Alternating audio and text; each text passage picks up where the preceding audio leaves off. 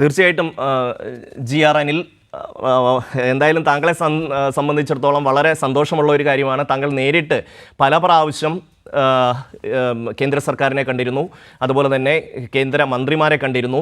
അപ്പോൾ അന്ന് ആ കാലത്തൊന്നും അവർ ഈ കുടിശ്ശിക പൈസ അനുവദിക്കാൻ തയ്യാറായില്ല. അത് മാത്രവുമല്ല, സംസ്ഥാന സർക്കാരിനെ വളരെയേറെ പ്രതിക്കൂട്ടിൽ നിർത്തുന്നു. ഇപ്പോൾ കുട്ടനാട്ട് തകഴിയിൽ KJ പ്രസാദ് എന്ന് പറയുന്ന ഒരു കർഷകൻ ആത്മഹത്യ ചെയ്തപ്പോൾ നമ്മൾ കണ്ടതാണ്. സംസ്ഥാന സർക്കാരിനെ പ്രതിക്കൂട്ടിൽ നിർത്താനുള്ള എല്ലാ വഴികളും പ്രതിപക്ഷവും അതുപോലെ തന്നെ BJPയും കണ്ടെത്തിയത് നമ്മൾ കണ്ടതാണ്.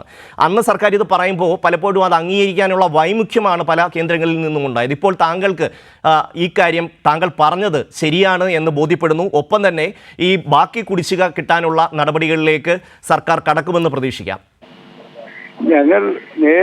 ഞാൻ തന്നെ നേരിട്ട് പോയി, ഒന്നിലധികം തവണ പോയി.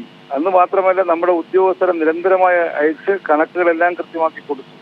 നെല്ല് സംഭരണം കഴിഞ്ഞ് അടുത്ത ദിവസം പണം തരുന്നതിന് പകരം ആ നടപടികളെല്ലാം പൂർത്തിയാക്കി അരി വിതരണം ചെയ്തതിന് ശേഷമാണ് നമുക്ക് ക്ലെയിം അംഗീകരിക്കുന്നത്. അത്തരമൊരു സാഹചര്യം ഉണ്ടായിട്ട് പോലും നിർഭാഗ്യകരമായ ഒരു സംഭവം, കേന്ദ്ര ഗവൺമെന്റിന്റെ ഭാഗമായ കേന്ദ്ര മന്ത്രി തന്നെ ആലപ്പുഴയിലാണെങ്കിലും കേരളത്തിലാണെങ്കിലും അവിടെ പരസ്യമായി പ്രഖ്യാപിച്ചത് എന്താ? ഒരു പൈസയും കേന്ദ്രം നൽകാനില്ലെന്നാണ്. അത്ര നീചമായ ഒരു നിലപാടാണ് കേരളത്തില് ഈ വിഷയത്തിൽ കേന്ദ്ര മന്ത്രിമാരായിട്ടുള്ള ആളുകൾ പോലും സ്വീകരിച്ചത്.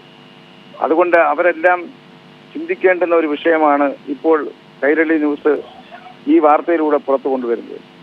ഇനിയും നമുക്ക് ലഭിക്കാനുള്ള തുക നൽകാൻ ആവശ്യമായ നടപടി സ്വീകരിക്കാൻ, അത് ത്വരിതപ്പെടുത്തുവാൻ ഇത്തരം കേന്ദ്ര ഗവൺമെന്റിന്റെ ഭാഗമായ ആളുകൾ ഇടപെടേണ്ടതാണ് എന്നാണ് സൂചിപ്പിക്കാറുള്ളത്. തീർച്ചയായിട്ടും മന്ത്രി ജി ആർ അനിലാണ് ഇത് സംബന്ധിച്ച കാര്യങ്ങൾ പറഞ്ഞത്.